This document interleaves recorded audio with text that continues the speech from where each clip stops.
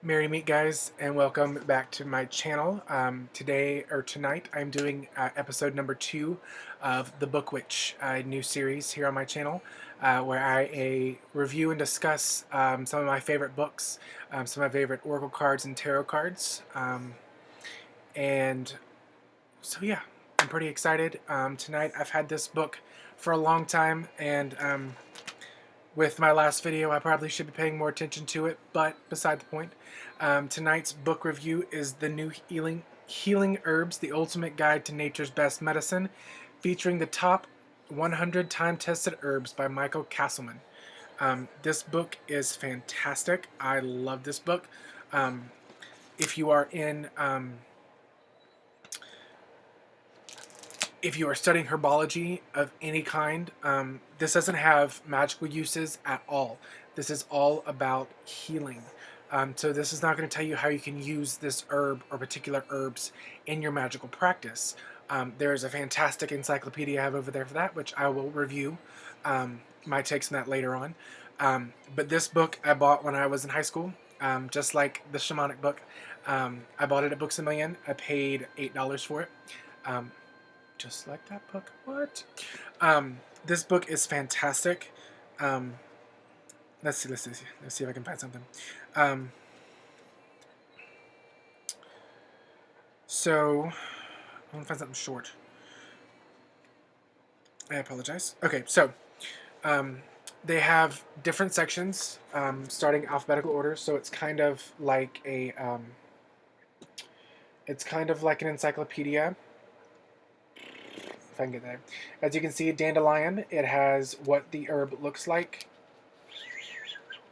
And then it has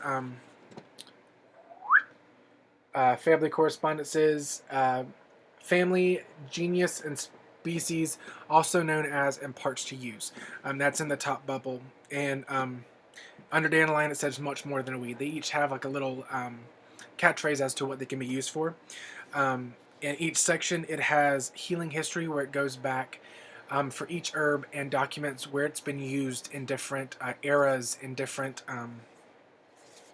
like this one says, Chinese physicians have prescribed dandelion since ancient times to treat colds, bronchitis, pneumonia, hepatitis, boils, ulcers, obesity, dental problems, itching, and internal injuries.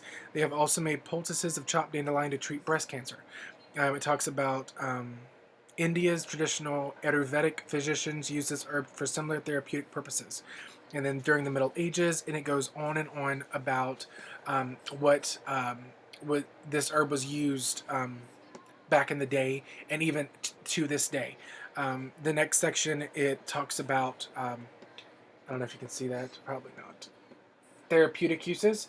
It has sections like this one is good for gallstones, PMS, high blood pressure, congestive heart failure, cancer, yeast infection, and overweight. It says intriguing possibilities, where they kind of go in that's what they've tested. This person has done a lot of scientific research, and also research from other homeopathic journals and doctors and things like that. It said dandelion may reduce the amount of sugar in blood, which means that it may manage diabetes. Because diabetes is a serious condition that requires professional treatment, however, you should try dandelion only in consultation with your physician. This author never, ever, ever, ever says that you should try anything in here without the consult of your physician. He always says that you need to talk to your doctor before you try anything. Any herb, if you're on any kind of medication, because an herb can mess with your medication and mess with your healing process, even though it says it could heal for something, but it can mess with a medication where it does the adverse reaction, if that makes sense. And then it goes on to RX recommendations, the safety factor, wise use guidelines, and then how to grow it. So it doesn't just talk about healing and the properties of it. It talks about how you can grow your own section of herbs. You know, it's just a fantastic book. If you are interested in working with herbs, I recommend it. There's a lot of tons of herbs. Let's see if I can actually get through. I think they have a... They do. Yep. It's over close to 800, 700 pages. Hold on, let me see. 685 pages. This little book has crammed 685 pages of useful information. If you guys are interested in herbs, I highly recommend it. Like I said, they have... I'm not used to this reverse camera thing. I should be, but I'm not.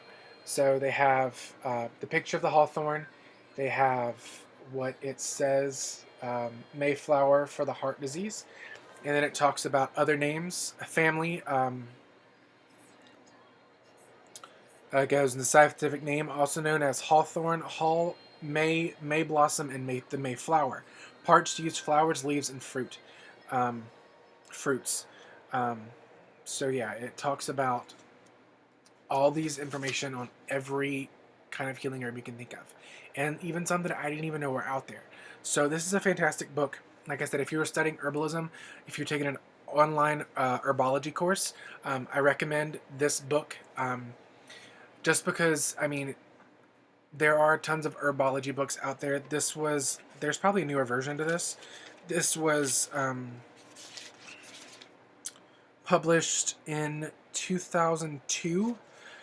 So, I mean, there are probably newer versions of this. So check out, I will have this Amazon link below to this book so you guys can buy it. The New Healing Herbs, The Ultimate Guide to Nature's Best Medicines by Michael Cattleman.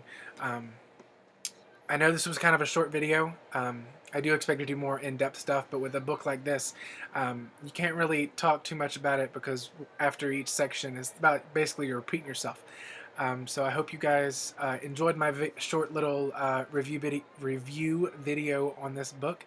And until next time, many blessings.